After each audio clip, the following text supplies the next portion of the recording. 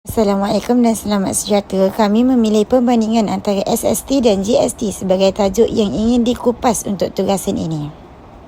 Adalah ahli kumpulan kami yang terdiri daripada 5 orang. Baiklah, kita akan mulakan dengan memperkenalkan.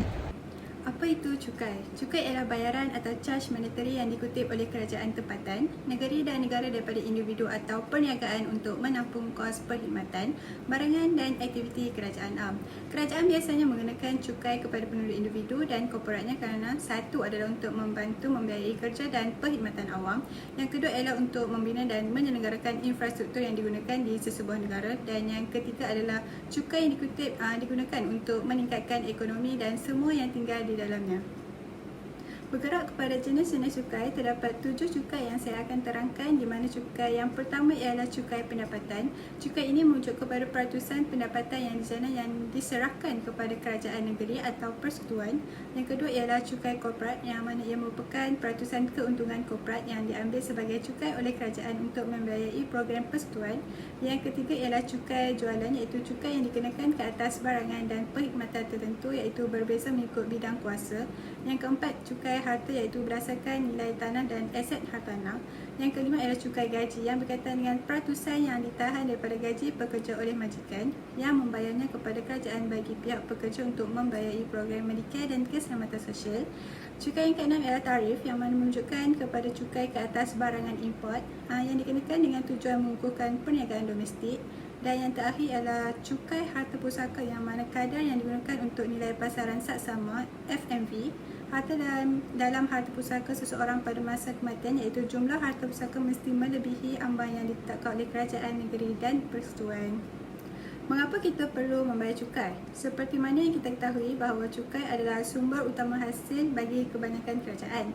Cukai tersebut dibelanjakan untuk menambah baik dan menyelenggarakan infrastruktur awam, termasuk jalan raya yang kita lalui, dan membiayai perkhidmatan awam seperti sekolah, perkhidmatan kecemasan dan program kebajikan. Seterusnya, siapa yang perlu membayar cukai?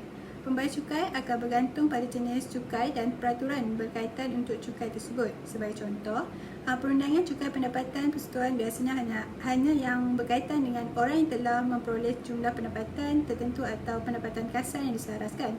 Selain itu, setiap cukai dikendalikan secara berbeza dan selalunya terdapat pengecualian dan kelaikan untuk siapa cukai berkenaan.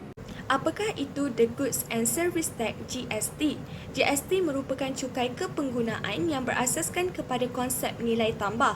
GST dikenakan ke atas barang dan perkhidmatan di setiap peringkat pengeluaran dan pengedaran dalam rantaian pembekalan, termasuk barang dan perkhidmatan yang diimport. GST juga adalah cukai jualan persekutuan tidak langsung yang dikenakan ke atas kos barangan dan perkhidmatan tertentu. Perniagaan menambah GST pada harga produk, dan pelanggan yang membeli hasil produk tersebut hendaklah membayar harga jualan itu yang termasuk GST. Bahagian GST dikutip oleh penjual dan perniagaan dan dimajukan kepada pihak kerajaan. Seterusnya, siapakah yang akan membayar GST? GST dibayar oleh pengguna atau pembeli barangan dan perkhidmatan. Setengah produk seperti sektor pertanian atau penjagaan kesihatan ianya mungkin dikecualikan daripada GST tetapi bergantung kepada bidang kuasa. Seterusnya, apakah kebaikan GST? GST dapat memudahkan aktiviti percukaian, mengurangkan beberapa cukai berbeza ke dalam satu sistem yang mudah, mengurangkan pengelakan cukai di kalangan perniagaan dan mengurangkan rasuah. Bagaimanakah untuk mengira GST? GST dihitung dengan menggunakan formula tersebut, iaitu kos asal didarabkan dengan kadar GST dan dibahagikan dengan 100, yang mana kos asal adalah harga awal, manakala kadar GST adalah kadar cukai yang ditetapkan oleh kerajaan. Seterusnya, kita bergerak kepada apakah itu Sales and Service Tax ataupun dikenali sebagai SST. Kerajaan Malaysia telah memperkenalkan semula cukai penjualan dan perkhidmatan iaitu SST untuk menggantikan cukai barang dan perkhidmatan iaitu GST yang mereformasikan sistem cukai di Malaysia. SST terdiri daripada 2 elemen. Dan elemen yang pertama adalah cukai jualan.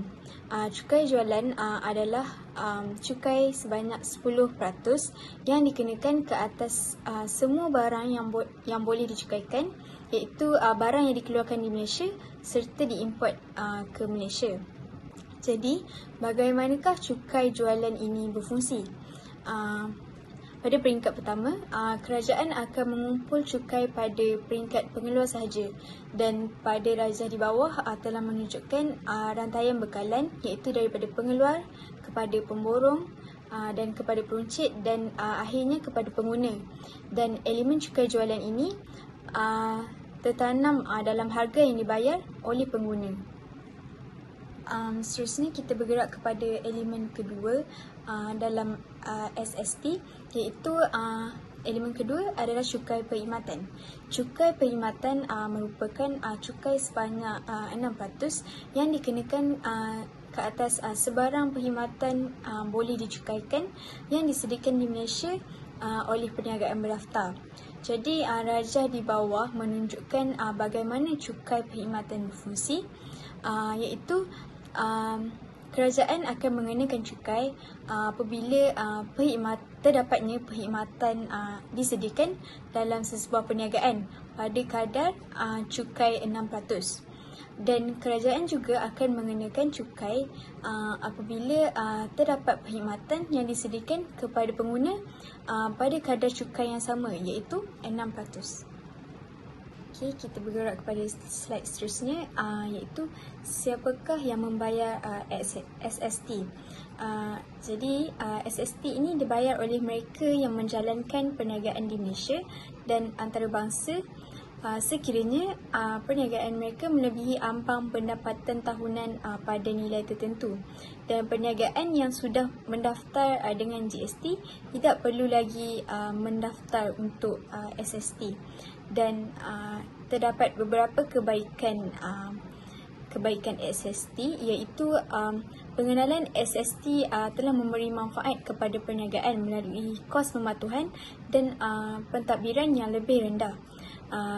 Kebaikan yang kedua iaitu kurang birokrasi bagi meningkatkan daya saing ekonomi negara, dan yang terakhir iaitu dapat membantu pengurusan aliran tunai perniagaan. Seterusnya, kita akan melihat kepada pembezaan antara GST dan SST.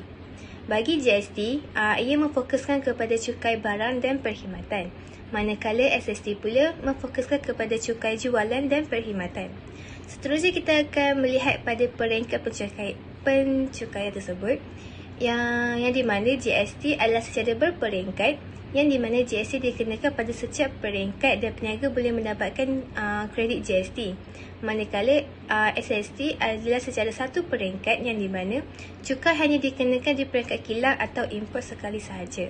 Seterusnya, kita akan melihat kepada skop pelaksanaan pencukaian tersebut. Bagi GST, semua dikenakan GST kecuali yang termasuk dalam senarai pengecualian, manakala SST hanya barang dan perkhidmatan tertentu yang disenaraikan oleh kerajaan. Akhir sekali, kita akan melihat kepada kadar pencukaian tersebut. Bagi GST, kadar pencukaiannya adalah 6% untuk kedua-dua barangan dan perkhidmatan. Manakala SST pula, kadar pencukaiannya adalah 6% bagi cukai perkhidmatan dan 10% bagi cukai penjualan. Baiklah, untuk persoalan yang manakah yang terbaik pula, tiada jawapan mutlak mengenai sistem cukai mana yang terbaik untuk Malaysia kerana pilihan antara SST dan GST bergantung kepada pelbagai faktor, termasuk objektif dasar ekonomi, struktur ekonomi negara, kesaksamaan sosial dan keutamaan politik.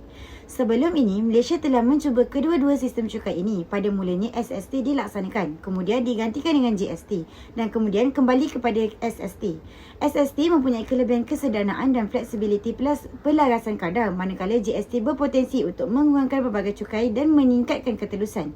Walau bagaimanapun, GST juga boleh menyebabkan pelarasan harga dan menjejaskan penggunaan, terutamanya dalam kalangan kumpulan berpendapatan rendah. Pilihan antara SST dan GST mesti mempertimbangkan kesan ke atas hasil fiskal, kecekapan ekonomi, kemudahan pentadbiran dan keadilan sosial.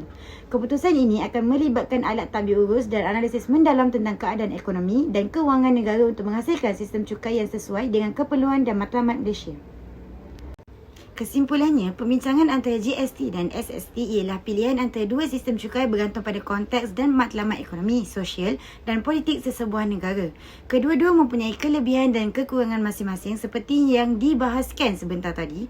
Jadi, sebarang keputusan pelaksanaan hendaklah berdasarkan analisis mendalam tentang situasi negara tertentu dan bagaimana sistem cukai boleh mencapai matlamat bersama.